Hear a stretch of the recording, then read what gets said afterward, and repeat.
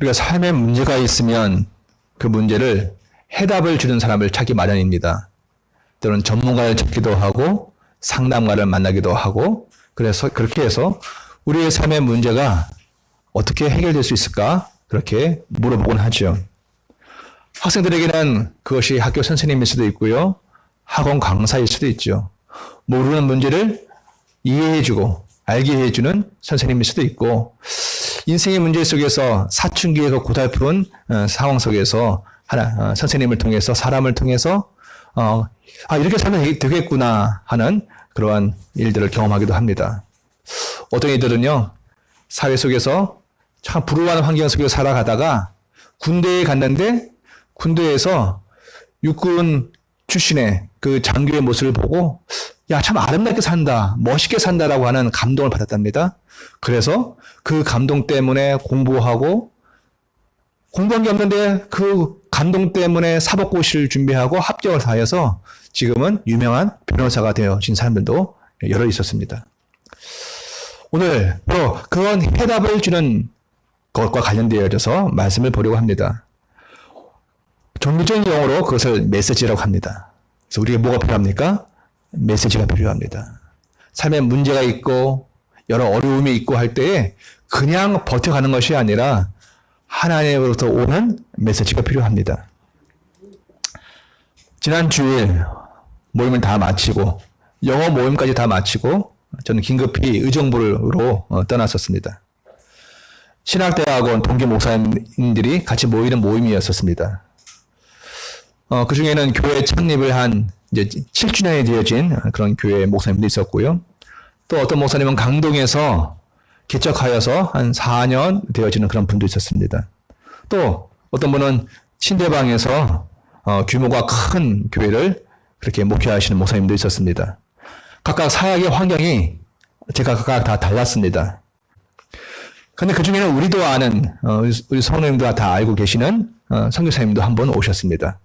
현재 인도네시아에서 사역하시는 분이죠. 우리 교회도 한번 오지 않았습니까?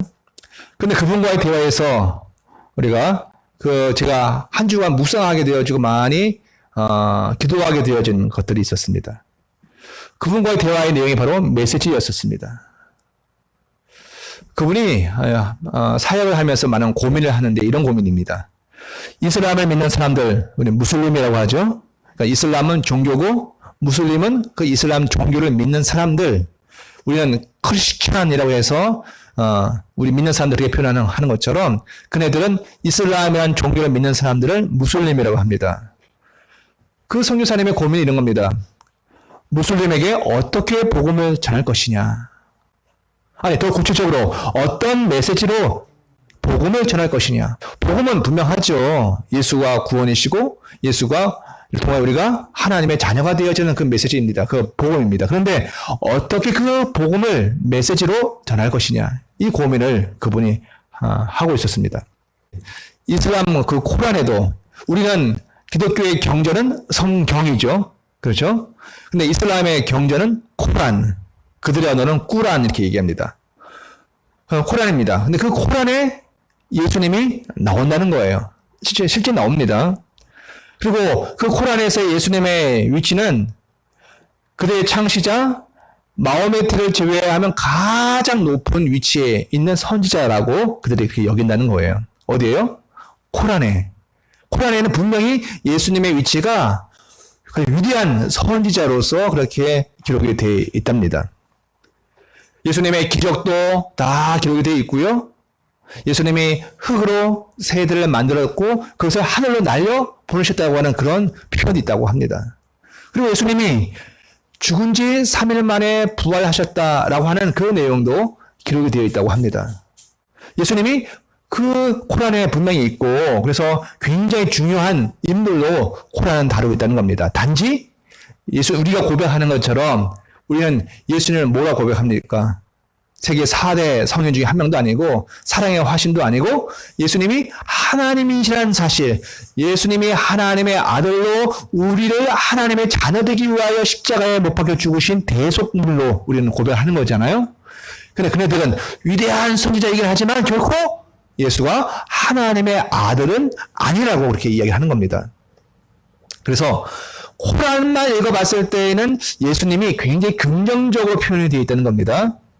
그런데 선교사님의 고민은 무엇인가 하면은 그 선교사님이 사시는 그 지역, 거기에 마트, 가게, 아저씨는 그렇지 않다는 거예요. 매일 만나는 그 무슬림들은 좀 다르다는 겁니다. 그들은 코란과 상관이 없이 예수님을 이렇게 이해한대요. 평범한 무슬림들에게는 예수님의 그 예자만 들어도 그들이 지옥 가까이 간다. 그렇게 이해한다는 겁니다.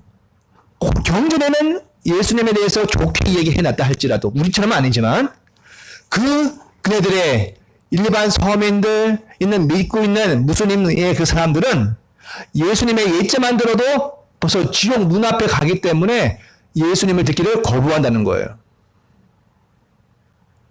예수님의 이름을 듣고 예수 믿으라고 하는 복음을 제시받으면 그들은 지옥 가는 줄 알고 있다는 겁니다. 그래서 함께 차 마시고 함께 이야기하고 친구가 되어 있다 하더라도 예수라는 이름이 나오면 그들 얼굴이 갑자기 사색이 되어지는 거예요. 왜? 자기가 지금 지옥문 앞에 서 있기 때문에 그렇다는 거죠. 지옥에 떨어질 수도 있기 때문에 그렇게 예수에 대해서 증거하고 전하는 사람들을 미워할 수밖에 없고 싫어할 수밖에 없다는 겁니다. 그러기에 누군가가 그렇게 예수님에 대해서 이야기하면 그 사람에 대하여서 보통은 아주 적대적이고 폭력적으로 이제 대처를 한다는 것이죠. 아무렇지 않은 사람이라 하더라도 같이 대화하고 차 마시고 같이 이런저런 얘기하더라도 좋은 사람이라고 서로 이해한다 하더라도 예수님을 이야기하면 나를 지옥 들어가게 하니까 막 싸운다는 겁니다. 가끔은 아주 정중하게 예의 바르게 그런 말 하지 말라고, 그런 얘기하면 나 당신하고 친구가 될 수 없다라고 이렇게 이야기해 주는 경우는 아주 그래도 경건하고 양호한 상태라고 하는 거죠. 그러나 어쨌든 간에 그런 예수 이야기를 하게 되어지면 그들의 관계는 끊어지는 거예요. 더 이상 말을 붙일 수가 없는 겁니다. 저리 가세요. 나 당신하고 얘기하면 지옥 앞에 서 있게 되니까 난 예수 안 들으려니까 당신하고 얘기하지 않겠다라고. 당신이 나를 만나는 목적이 예수 전에서 날 지옥 가게 하는 거니까 나는 당신하고 안 만나겠다라고 이렇게 얘기한다는 겁니다. 그러면 선교사님들이 왜 갔어요? 복음 전하러 갔지 않아요. 그것 때문에 좋은 관계를 맺고 복음을 전하기 위해서 물건도 사고 이야기도 나누고 또 이런저런 삶을 나누는데 예수를 전하면 관계가 끊어지는 거예요. 이 난처함에 그들이 있는 거죠. 저들의 친구가 되어지는 이유는 사실은 저들로 예수 믿게 하고 저들로 하여금 구원과 영생에 이르게 하며 하나님의 자녀가 되게 하는 게 목적입니다. 그런데 관계만 맺고 예수 이름을 꺼내지 못하니 이 참으로 이게 이러지도 못하고 저러지도 못하고 그런 겁니다. 이런 상황 속에서 미국이나 서구 사회가 인도네시아에 많은 선교사들을 보내고 수고를 했는데 최근에 이르러서는 이렇게 했답니다. 자신들의 선교 정책이 실패하였다. 예수 전하라고 했지만 오히려 관계가 깨어지고 그로 인하여서 오히려 아무도 회심하는 역사가 없고 하는 일들로 인하여서 선교 큰 정책이 실패하다라고 이렇게 인정을 하는 데까지 이르렀다고 합니다. 복음을 못 전하니 이렇게 되어지는 것이죠. 그런데 그 선교사님이 고민하는 게 타당하겠죠? 친구는 되어져야 되고 또 친구 되는 목적은 예수 믿게 하기 위한 것인데 어떻게 메시지를 전할 것이냐. 한국 사회에서 했던 것처럼 예수, 천당, 불신, 지옥 이렇게 얘기할 것이냐. 저도 실제 들어봤는데 저 지방에 가니까요. 그것도 한 20년 됐습니다만 예수 믿으면 부자 됩니다. 그렇게 설교하시는 그런 전도사님이 있었습니다. 왜냐면 너무 가난하게 사시는 시골 할머니 할아버지가 그렇게 믿고 예수를 믿는 경우도 있기 때문에 그것이 그들에게 메시지가 되어지는 것이에요. 과연 인도네시아에서는 어떤 메시지를 전해야 그네들에게 답을 줄 수가 있을까라고 하는 고민을 하고 있는 거죠. 여러분, 이런 대화를 하다 보니 당연히 고백을 하게 되더라고요. 저도요. 하나님의 일은 분명 성령이 하시는 거 맞습니다. 그렇죠? 사람을 바꾸시고 거듭나게 하시고 예수를 영접하게 하시는 것은 우리의 논리와 우리의 이성과 설명을 되어지지 아니하고 분명 하나님께서 성령으로 그들을 거듭나게 하시는 겁니다. 그것이 기적입니다. 그러나 문제는요, 하나님은 결코 혼자 이 일을 다 하시는 게 아니라는 것에 그 문제가 있는 겁니다. 우리가 무조건 성경만 읽어주면 마치 동전 딱 넣으면 자판기처럼 커피가 탁 나오듯이 고장만 안 나면 그게 나오지 않습니까? 그렇게 나타나듯이 우리가 아무데에 가서나 성경만 읽어주고 예수 천당 불신 지옥 한다고 해서 사람들이 다 성령의 역사를 받고 거듭나는 게 아니라는 거예요. 이 사람의 그 무슬림들에게 예수 믿고 구원받아고 직설적으로 얘기한다고 해서 성령이 막 그들을 감동케 하셔가지고 그들이 구원받는 게 또 아니라는 말입니다. 아무리 내가 순교를 각오하고 내가 이 시간 예수 전하고 죽을 걸 각오하고 돌 맞을 걸 각오하고 내가 예수 전하겠다 한다 하더라도 예수의 이름을 전한다고 무조건 성령의 역사하여 가지고 사람들을 회개시키고 그들을 마치 물이 포도주를 바뀌듯이 변화시키는 게 아니라는 게 문제죠. 성령이 역사하시지만 누가 필요합니까? 사람이 필요해요. 거기에는 다른 시대, 다른 환경, 다른 문화 속에 살고 있는 다른 사람에게 다른 메시지로 복음을 준비해야 하고 전해야 된다는 것이죠. 거기에 인간의 참여가 있는 거예요. 우리가 참으로 내 남편에게, 우리 아이들에게 다른 생각과 다른 문화와 다른 목표를 가지고 살아가는 인생들에게 내가 아는 식으로만, 내가 예수 믿게 되어지는 그 방식으로만 전해서는 안 된다는 게 문제가 되어지는 것이죠. 거기 우리의 애씀이 필요한 것이고 우리의 고민이 거기에 있는 겁니다. 그러니까 이슬람 문화권에 무슬림에게만 메시지가 필요한 것이 아니라 오늘 우리의 사회 속에서도 참 메시지가 필요한 거 아닙니까? 제가 그 선교사님한테 그렇게 얘기했습니다. 동의한다고. 저도 그 고민이라고. 그 어느 지역보다 화곡동이 인구 밀도가 강하고 교회 밖에만 나가도 수많은 사람들이 왔다 갔다 하고 이동 인구가 엄청 많은데 교회 안에는 텅 비어 있다라고. 복음을 전하지만 그 복음이 저들의 귀를 통해서 마음 심령까지 들어가기에는 참으로 너무 거친 장애물들이 많이 있다고. 예전처럼 예수 믿고 구원받으라고 노방전도 한다고 되어지는 것만은 또 아니기 때문에 또 그것도 안 할 수는 없지만 참 문제가 된다라고 제가 그렇게 얘기를 했습니다.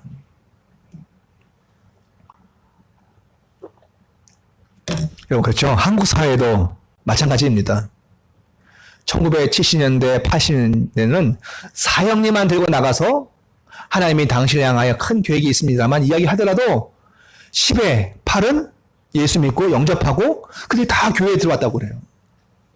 저희 때도 그랬습니다. 제가 1977년도 처음 교회 갈 때 그때 성경학교는 어떻게 했습니까? 그냥 북 하나 메고 쿵쿵쿵 치면서 다 한 바퀴 돌면 마치 피부연 소년처럼 아이들이 다 따라가가지고 교회 들어갔어요. 지금 그렇습니까? 지금 북 치면 신고 들어갑니다. 그걸 들고 그 소리를 듣고 교회 그냥 따라 들어오는 아이들은 없다고요. 그러니까 다른 메시지가 필요한 것이죠. 각 시대마다 다른 메시지가 있습니다. 거기에 반응하는 사람들이 교회에 몰려오는 것이지요. 한때 6.25 이후에는요. 남편을 잃었습니다. 아들이 전쟁에 나가서 죽었습니다. 그리고 좌절하고 희망이 없는 이제 시장에서 희망 없이 근근히 그냥 하루 벌어 먹는 그 여인들에게 하나님이 그들을 위로했어요. 그 위로하는 복음으로 성령이 역사하셨다는 겁니다. 다른 복음이 아니라. 또 신학적으로는 좀 문제가 있지만 여러분 잘 아시는 삼박자 축복이 있습니다. 내 영혼이 잘된 같이 내가 잘되고 범사에 잘되고 또 물질로도 잘된다. 예수면 부자 된다라고 하는 삼박자 축복도 있었습니다. 내 영혼이 잘된 같이 이 땅에서도 물질적으로 잘되게 해주시는 복음을 소개한 것입니다. 히트를 쳤죠. 많은 사람들이 그 복음을 듣고 교회에 들어와서 실제 부자가 되기도 한 사람들이 부자된 사람들이 꽤 많이 있습니다. 여러분 여기 좀 하나 짚고 넘어갈 게 있습니다. 배고프면 뭐라도 먹어야 됩니다. 그렇죠? 배가 고프면 뭐라도 먹어야 돼요. 아프리카 보니까 물이 없으니까 뻔히 꾸정물이고 저거 먹으면 배탈 날 거 알고 병들고 알지만 그 물을 그냥 마시더라고요. 없으면 그걸 먹는 겁니다. 그러나 우리가 압니다. 배고프다고 불량식품을 먹으면 나중에는 더 큰 문제가 생겨요, 사실은. 꾸정물 먹으면 분명 문제가 생깁니다. 그것처럼 각 시대에 만난 메시지를 전해야 하지만 성경 전체가 이야기하는 것, 우리는 그걸 보통 신학이라고 합니다. 그 성경 전체를 관통하는 것에 합당해야 되는데 그렇지 않으면 나중에 감당하기에 참 힘든 일들이 생깁니다. 지금은 사람들이 막 예수 믿고 좋아하는 것 같은데 나중에는 그게 큰 문제가 되어져요. 그 문제가 되어진 시기가 바로 오늘 우리가 살고 있는 이 시대입니다. 미디어나 방송이나 이런 데에서 교회를 향하여 굉장히 부정적으로 이야기하는 것, 제가 좀 극단적으로 얘기하면 다 사단 마귀적이죠, 다. 그러나 좀 이해하려고 하는 차원에서 이야기하면 교회가 그동안 뭔가 문제가 있었다라고 이해할 수도 있는 거예요.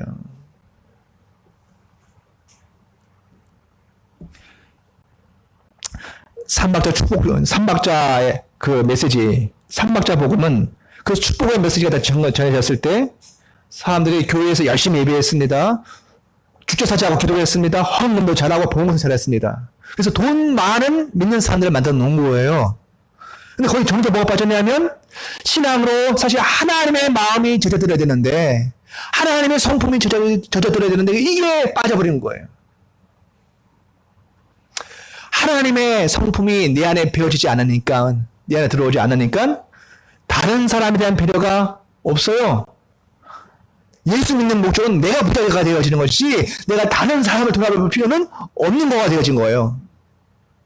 함께 같이 살아가는 사람들, 함께 살아가는 사람들, 요즘은 반려견이라고 그래요. 반려견, 반려동물이라고 그럽니다. 심지어 동물들도 지금은 같이 살아간다는 그 개념이 있는 건데 동물고사하고 같이 일하는 사람들, 주변의 친척들, 사람들 같이 사는 개념이 없는 거죠. 예수 믿는 이유는 나만 잘 되면 되는 거니까.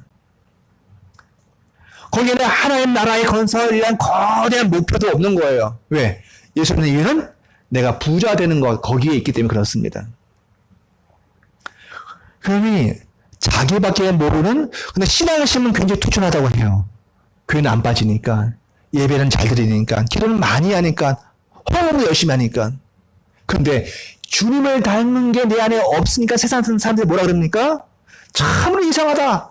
교회는 잘 다니고 신앙을 하고 있는 것 같은데 어떻게 저렇게 자기밖에 모르는가? 그리고 참 냄새가 난다, 악취가 난다, 그렇게까지 얘기를 하는 거예요. 참으로 이상한 그리스도인을 만들어 놓은 것들, 그것이 쌓였다 보니까 세상이 교회를 향하여 순진하게 안 봐요. 교회를 향해서 이상하다 여기는 겁니다. 그래서 우리가 저들이 잘못된 큰 게 있겠지만 오늘 그걸 따지면 문제가 해결이 안 되고 오늘 우리 나름대로 우리가 뭔가 잘못하고 있는 것을 하나님 앞에 회개해야 된다면 이 문제를 놓고 저 앞에 기도해야 되겠죠. 그러니 각 시대마다 각 상황마다 메시지를 어떤 메시지를 증거해야 되는가에 대해서 당장 효과가 있다고 해서 할 수는 없는 거죠. 참 성경 전체적으로 맞아야 되는 겁니다. 그 고민이 우리에게 있는 것이죠. 지금 코로나가 창궐하고 있는 가운데 필요한 건 백신입니다. 여기저기 백신이 거의 많이 왔다라고 얘기하는 것이지만은 대부분 다 주가를 높이기 위한 장난이 많습니다, 사실은. 이런 백신은요, 효과가 있을 수 있죠. 근데 뭐도 있어요? 역효과가 있을 수 있는 거죠. 이상한 반응이 나타날 수 있는 거예요. 그래서 동물 시험도 해야 되고 또 임상 시험도 다 해야 되고 다 해야 돼. 그 과정을 거쳐서 나와야 되는 것이지. 소위 그런 말이 있습니다. 질병보다 더 나쁜 것이 나쁜 백신이라고. 나쁜 백신이 한번 퍼져버리면은 더 사람들의 몸을 망가뜨리고 더 큰 게 오기 때문에 문제가 되어지는 것이죠. 그래서 이것도 차근차근 가야 할 문제입니다. 그런데 어쨌든 말입니다. 오늘 본문 다시 돌아가 보겠습니다. 성경을 읽다 보면 성경을 기록한 사람들도 이 고민을 했다는 걸 알고 있어요. 알게 되어집니다. 여러분, 복음이 그냥 다큐멘터리 하나 딱 찍어놓으면 되는 거 아닙니까? 예수님이 이런 분이야라고 닭줄 찢듯이 딱 사실만 쭉 열거하면 되는 거 아닙니까? 그러면 복음 되잖아요. 굳이 4개의 복음서가 필요한 게 아니잖아요. 우리가 복음서를 봤을 때 복음이라는 것이 뭐가 있어요? 우리가 마태, 마가, 누가, 요한 이 4개의 복음서가 있습니다. 사실 따져보면요.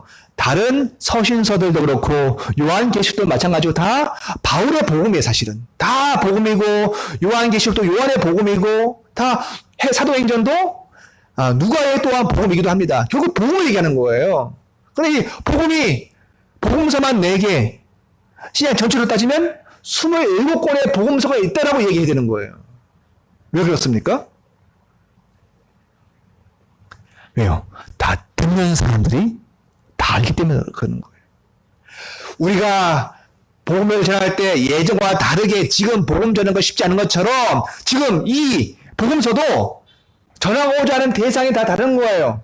예를 들어서 마태복음은 유대인들의 대상으로 복음서가 쓰여진 거예요.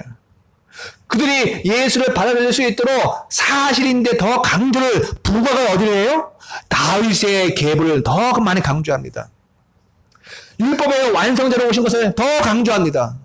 성전의 성전임을 더 강조합니다. 왜? 유대인들은 그것이 너무 친숙하기 때문에 그러한 관점에서 예수님의 사실을 더 부각하고 얘기하는 것이죠.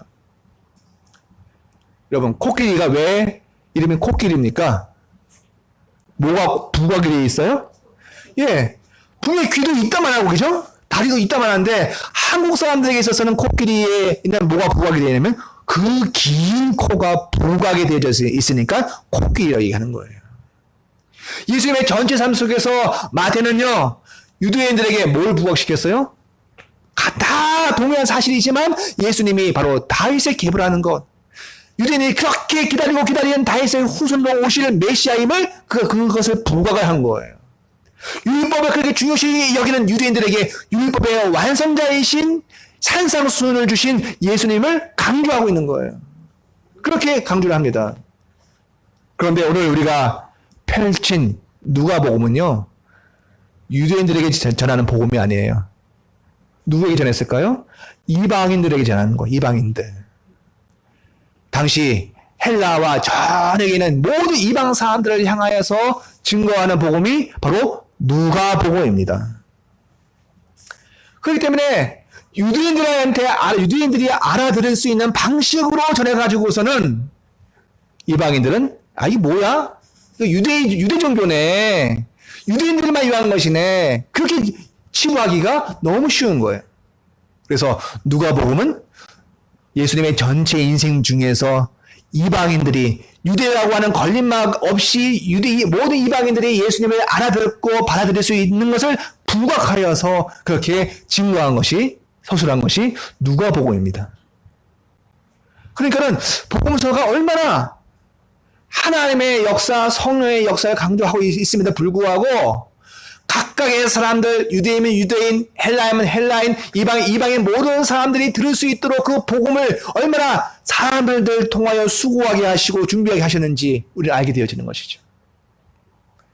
그러니까는 우리가 주변에 주의 복음을 증거할 때 하나님이 다 아실 거야. 그죠? 그러나 뭐도 필요해요? 그들이 어떻게 복음을 받아들일 수 있을까? 저들의 입장에서 저들의 필요에 따라서 우리가 함께 고민하고 주 앞에 기도하는 것도 역시 필요한 것이죠. 그래서 하나님은 혼자 일하지 않으십니다. 누가 일하세요? 우리와 함께, 인생과 함께 같이 우리의 그리스도인들과 함께 일을 하시는 거예요. 왜요? 이것이 네 덕분이다라고 우리를 칭찬해 주시기 위해서, 우리에게 상급 주시기 위해서, 상을 주시기 위해서 이 몫은 네 몫이다라고, 이 모든 것이 너를 통해서 되어진 것이다라고 그 복 주시려고 우리의 참여를 주께서 요구하시는 것이지요. 자, 여러분, 오늘 이제 누가복음에 나와 있는 족보를 읽었습니다. 자, 우리 한번 마태복음 한번 볼까요? 마태복음 보면 1장 6절에서 10절까지 한번 읽어보겠습니다. 마태복음 다윗이 나오는데 다윗 이전에는 누가복음은 똑같아요. 근데 다윗도 좀 달라집니다. 자, 1장 6절, 여러분 주보에 있습니다. 6절 읽겠습니다. 시작. 이새는 다윗 왕을 낳으니라. 여기까지는 누가복음과 똑같습니다. 그런데 시작. 다윗은 우리아의 아내에게서 솔로몬을 낳고, 즉 예수님의 족보에 누가 들어가요? 솔로몬이 들어갑니다. 더 읽습니다. 솔로몬은 르호보암을 낳고, 르호보암은 아비야를 낳고, 아비야는 아사를 낳고, 아사는 요사밧을 낳고, 요사밧은 요람을 낳고, 요람은 우시야를 낳고, 우시야는 요담을 낳고, 요담은 아하스를 낳고, 아하스는 히스기야를 낳고, 히스기야는 므낫세를 낳고, 므낫세는 아몬을 낳고, 아몬은 요시야를 낳고. 우리가 여기다가 이름을 그냥 쭉 읽다 보면 아, 그냥 이름이구나 하는데 사실 이 이름들이 다 누구예요? 다 왕들이에요. 다윗의 아들 솔로몬이 왕이고요. 유다의 왕이고요. 또 솔로몬의 아들인 르호보암이 또 왕이고요. 아비야가 왕이고요. 아사가 왕이고요. 아하사밧이 왕이란 말입니다. 어디까지요? 좀 맨네. 요시야까지 다 왕들의 이름이에요, 이게. 우리는 남의 나라 이름이니까 아무개 이름만 들리는데 유대인들은 이 이름을 들을 때 와, 왕의 이름이 한 명씩 나오는 거예요. 태종이 나오고 태조가 나오고 세종이 나오고 계속 나오는 거야. 왕들의 이름이 나오는 거. 그 왕들의 이름 밑에 누가 나오는 거예요? 넘어와서 바벨론으로 끌려가서 14대를 지난 다음에 예수님 이름이 딱 나오는 거예요. 그러니까 아까 말씀드렸지만 유대인들에게는 이 족보는 왕의 계보야, 그죠? 왕의 계보니까 그 왕의 계보를 마태가 쓴 이유가 뭐예요? 예수가 누구다? 바로 그 왕의 후계자이고 완성된 왕이시다. 참으로 이스라엘을, 참으로 유다를, 참으로 예루살렘을 완성하는 참으로 다윗의 계보의 완성자이시다. 바로 하나님의 아들이시다. 이걸 얘기하려고 이 족보를 쓰는 거예요. 여러분, 족보가 어떤 사람들에게는 이 복음을 전하는데 도구가 되어져요. 어떤 사람은 이 족보로 내가 그런 사람이야 자기 자랑을 하는 사람도 있지만 내가 무슨 공포에 누구다라고 자기 가문을 자랑하는 사람도 있지만 어떤 사람들은 이 복음의 이 족보를 사용하면서 하나님이 바로 예수를 그 가문에 보내셨고 그가 참 왕이시고 참 메시아임을 증거하는 그런 이야기를 하기도 합니다. 그런데 여러분 같은 족보인데 오늘 읽었던 누가복음은요 좀 다릅니다. 오늘 누가복음 전체의 그 족보 읽었는데요. 이 족보는 일단 뭐가 다릅니까? 마태복음은 아브라함부터 차례 내려오잖아요, 그죠? 자, 그럼 무슨 차순이라고 그래요? 내림 차순이라고 합니다. 내림 차순. 왜? 내려오니까. 반대로 올라가면 오름 차순이에요. 어떤 학생은 자 수학 문제에서 내림 차순대로 써라 했는데 자기 마음대로 오름 차순대로 썼다가 틀린 친구가 있어요. 제가 아는 친구가 있습니다. 네, 자 마태복음 무슨 차순이에요? 내려오는 내림 차순이에요. 그런데 누가복음에 보면요, 자 보십시오. 누가복음 3장 23절 한번 첫 점 읽어볼까요? 자 시작. 예수께서 가르치시기 시작할 때에 30세쯤 되시니라. 사람들이 아는 대로 요셉의 아들이니 자 이제 예수님도 올라가요. 무슨 차순? 오름 차순이에요. 예, 예수님의 올라가니 예수님의 아버지는 사람들 알기로는 요셉이고 또 그 위는 마따시고 그 위는 레위고 그 위는 멜기고 그 이름은 얀나고 그 이름은 요셉이고 무슨 차순? 오름 차순으로 돼 있어요. 이 순서가 좀 특이한 겁니다. 보통의 족보는 다 내림 차순으로 써 있는 거예요. 근데 누가는 여기서 일부러 오름 차순으로 씁니다. 예수님부터. 목적이 있어요. 그 오름 차순이 어디까지 올라가요? 아담으로 끝나는 것이 아니라 하나님께까지 올라가기 위해서 일부러 누가는요 그 족보를 오름 차순으로 쓰고 있습니다. 이런 거죠. 사람들이 알기로는 예수님의 아버지가 요셉이야. 다 그렇게 알고 있어. 그런데 실상은 뭐라는 거예요? 그의 아버지는 하나님이시다. 이걸 이야기하기 위해서 쭉 올라가는 거예요. 그런데 문제는요. 이 옳은 차순만이 문제가 아니라 그냥 예수님의 아버지가 하나님이시구나 이것만 얘기하는 것이 아니라 그 가운데 수많은 사람들의 이야기를 뭔가 하려고 하는 게 있어요. 다른 게 있습니다.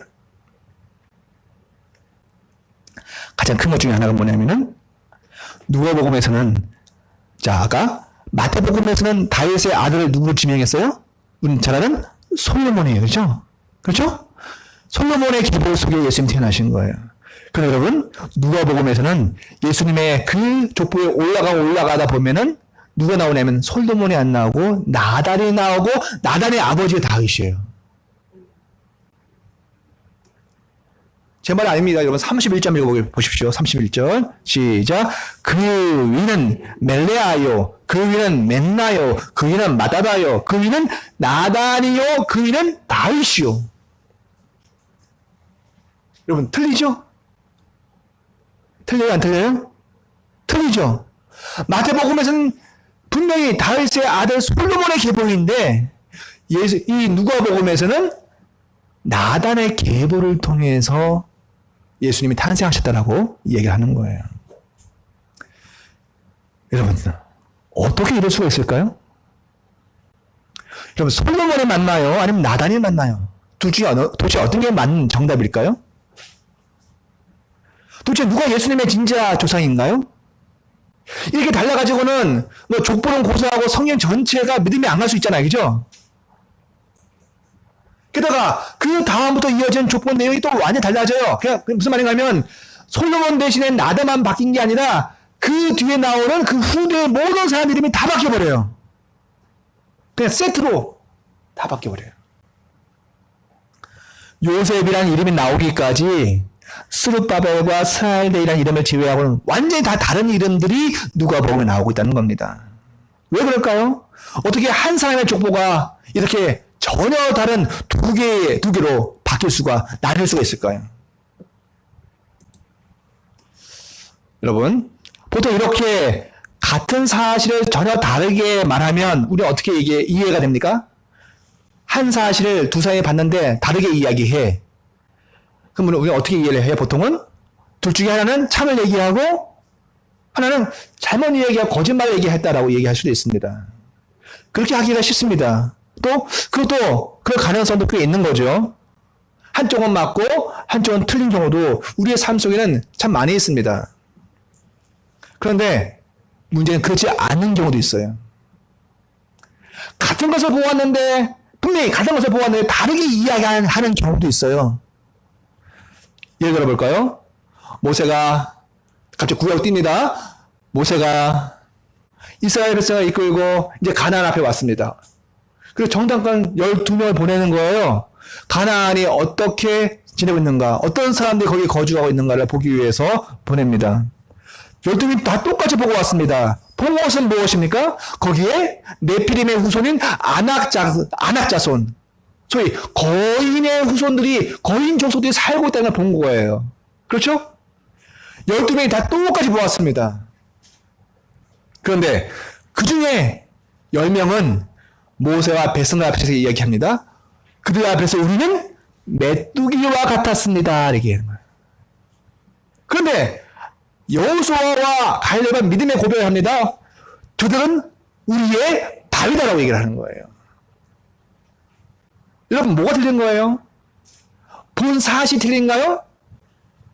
안악자손을 보았다는 거, 그들이 거인 족속이라는 거, 그들이 힘이 세다는 거, 어마무시하다는 거, 그게 틀린 건가요? 그거는 같아요. 뭐가 달라요? 그 본 것을 어떻게 해석하고 적용하는지가 다른 거예요.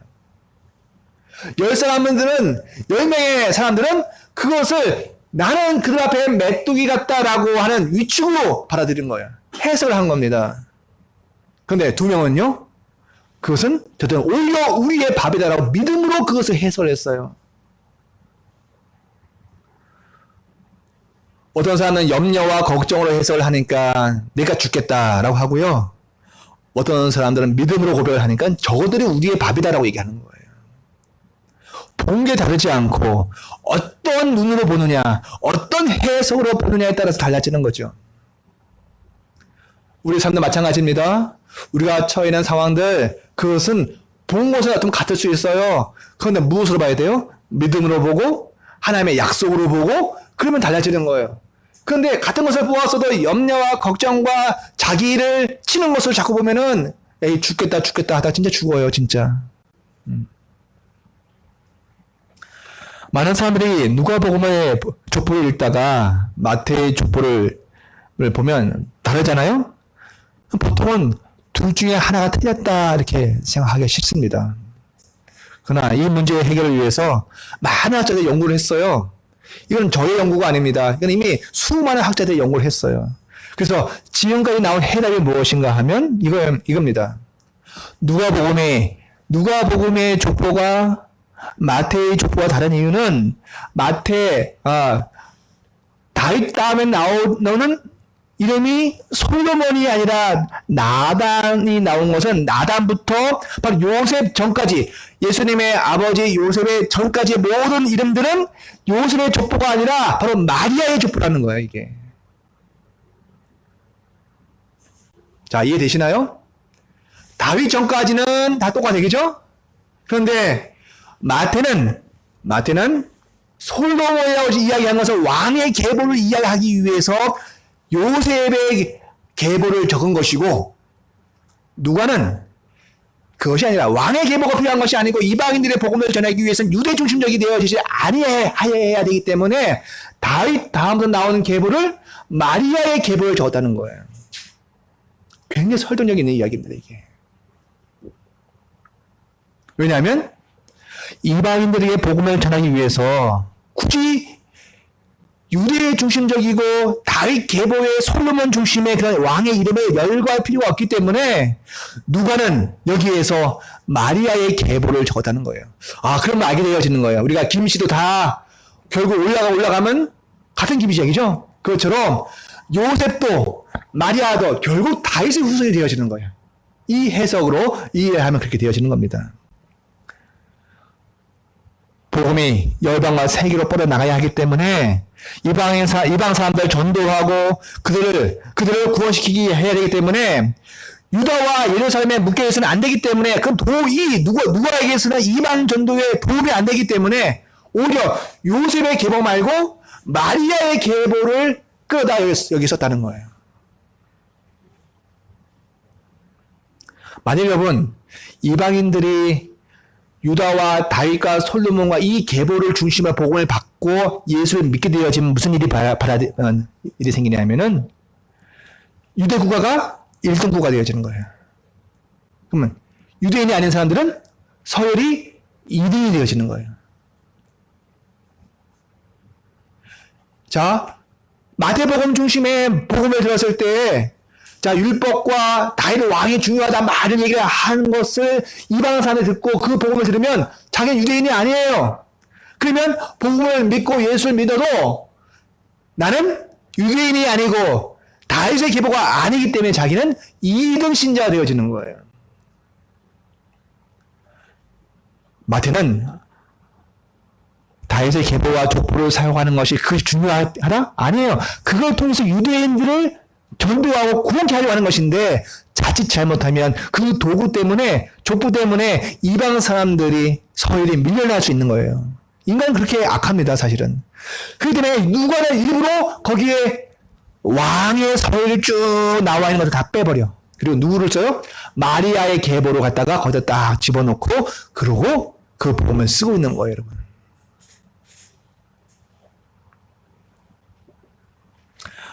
유대왕을 열거하지 않아도 예수님의 족보를 설명할 수 있는 방법이 있다는 겁니다. 모계인 마리아의 족보를 사용하고 있는 것이죠. 그리고 그 마지막 요셉은 누구예요? 바로 헨리의 사위가 되어지는 거예요. 우리말 따지면 대대 사위가 되어지는 겁니다. 구약에 보시면 사람의 딸들만 낳았어요? 아들이 없어요? 그러면 딸들을 저 집안 사람으로 시집을 가게 하면은 이 집에서 내려오는 유산이 다 없어져 버리잖아요. 그래서 저 집에 있는 남자들 이쪽에 장나오게 해서 이 족보의 재산과 지분이 계속 흘러갈 수 있도록 하는 제도가 있어요. 그렇게 되어야지 어떻게 되어집니까? 이 헨리라고 하는 사람의 딸은 마리아인데 그 마리아 말고 다른 형제가 없는 것이 되어지는 거예요. 그래서 요셉이 그 집에 사위로 들어가는 겁니다. 그 족보가 그렇게 이어지는 거예요. 학자들이 요즘 이렇게 이해를 합니다. 학자들이 필요해요, 그죠? 우리가 공부해서 연구해서는 이렇게 못 나옵니다. 왜냐하면 그것을 연구하기 위해서는 성경에 없는 다른 문헌들과 다른 그 당시의 고고학을 다 연구해야 되기 때문에 우리가 할 수 있는 게 아니에요. 학자들의 덕분으로 우리는 이러한 누가가 이러한 배려와 이러한 이유 때문에 이방 사람들에게 전도하고 구원을 선포하기 위해서 그들의 영혼을 얻으려고 이 수고를 했음을 우리가 알게 되어집니다. 여러분, 얼마나 탁월한 지혜입니까? 누가에게 있어서 중요한 것은 요셉도 아니고 다윗도 아니에요, 지금. 오히려 그 족보를 거쳐 올라가면서 누가가 원했던 것은 수많은 사람들의 삶과 그들의 삶의 과정을 거쳐서 결국에는 예수님의 근원이신 하나님에게까지 올라가게 한다는 것, 그것이죠. 바로 38절입니다. 시작. 그 위는 에노스요, 그 위는 셋이요, 그 위는 아담이요, 그 위는 하나님이시니라.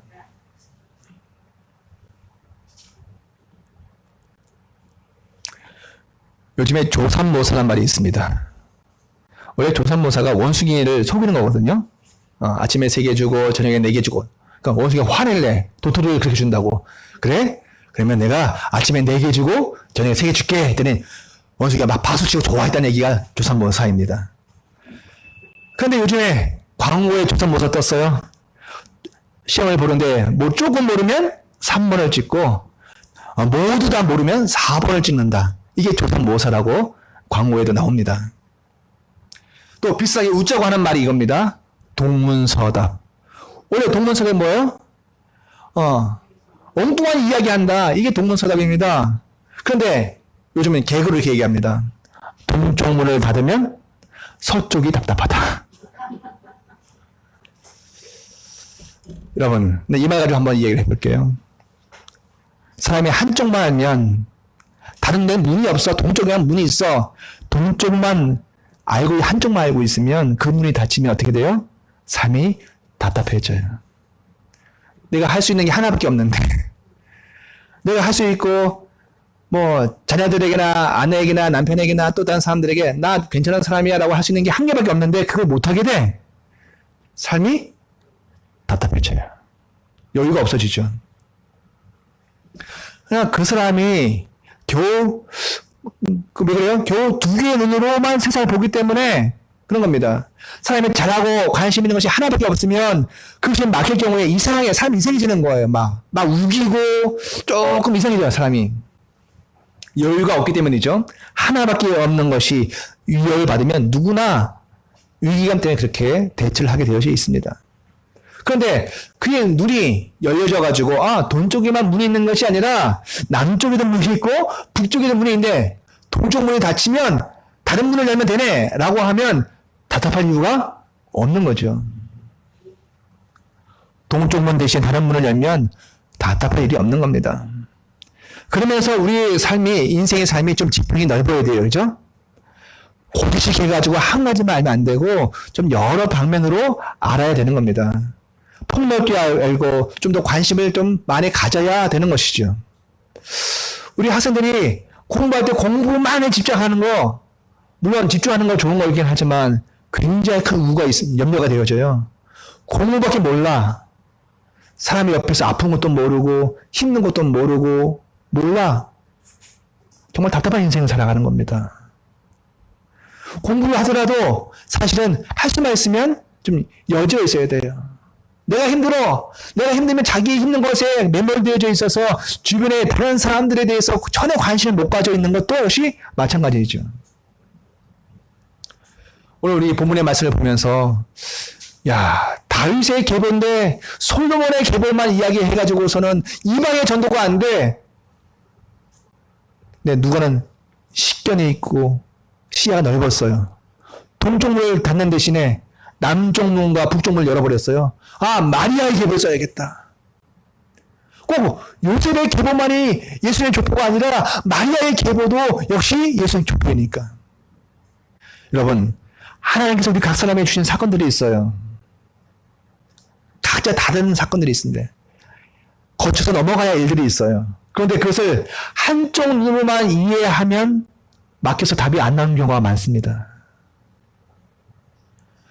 누가에게서는 이방전도 해야 하는 것이 그에게 온 사명이고 일이었고, 오늘 우리에게는 일상의 삶을 살아가면서도 내가 해결해야 되는 분이 있는데, 지금껏 살아온 한 가지 방식만 가지고 일을 처리하려니까 다쳐서 해결이 안 되는 겁니다. 마치 꼭 예수님의 족보를 요셉 중심으로 쓸 필요 없는 것처럼, 이방인들이 불편해하고 심지어 혐오하는 유대의 중심을 쓸 필요가 없다면 누가는 마리아의 계보를 사용하는 것처럼 오늘 우리에게도 다른 관점으로 우리의 삶을 좀 바라볼 수 있는 여유가 있어야 되지 않을까라는 생각을 하게 되어집니다. 하나님, 꼭 이렇게만 해야 되나요? 저렇게 하면 안 될까요? 그러면서도 성령에 하나님 주신 그 하나님의 뜻과 어긋나지 않으면서 그 말을 할 수 있고 해결할 수 있는 메시지가 우리에게 있어야 될 줄 믿습니다. 그러면서 우리는 또 누가와 같이 다음 세대와 또 다른 사람들에게 복음을 전해야 하는 그런 입장이 있지 않습니까? 성령 또 우리에게 기도합니다. 하나님, 우리에게 복음을 알게 하시고 예수 그리스도로 말미암아 하나님의 자녀가 되어가지고 참 감사합니다. 그런데 하나님, 이제 우리에게 은혜를 주시기 바랍니다. 그래서 복음이 이해되고 받아야 되어졌고, 그리고 내가 복음의 삶을 살아가는데 나만 그런 것이 아니라 이제 내 주변과 내 이웃과 이 화곡동에 있는 사람들에게도 저들이 복음을 이해할 수 있는 메시지가 우리에게 있어야겠습니다. 내가 복음을 전해야 되는데 어떤 도구에다가 어떠한 기술에다가 담아야 할지 내가 모르겠습니다. 내게 지혜를 주세요. 그게 커피일 수도 있고 뭐일 수도 있지만 그러나 하나님 내게 지혜를 주세요. 분명히 예수가 생명이 맞습니다. 그런데 어떤 이들은 유대의 족보가 나오면 마음을 닫는 것처럼 어떤 이들에게는 뭔가 저들에게 들릴 수 있는 복음이 필요합니다. 다름 아닌 저 자신에게 하는 말이 이 얘기입니다. 우리의 또 다른 식구들에게, 우리 자녀들에게 저들도 분명히 예수 믿고 구원받아야 되는데 저들이 받아들일 수 있는 복음의 메시지가 무엇인지 우리에게 필요합니다. 사랑하는 성도 여러분, 이 일이 응답되어져야겠습니다. 우리가 예수 믿고 우리의 인생이 복된 것처럼 우리 또 다른 주변의 사람들이 그 하나님의 복을 누려야겠습니다.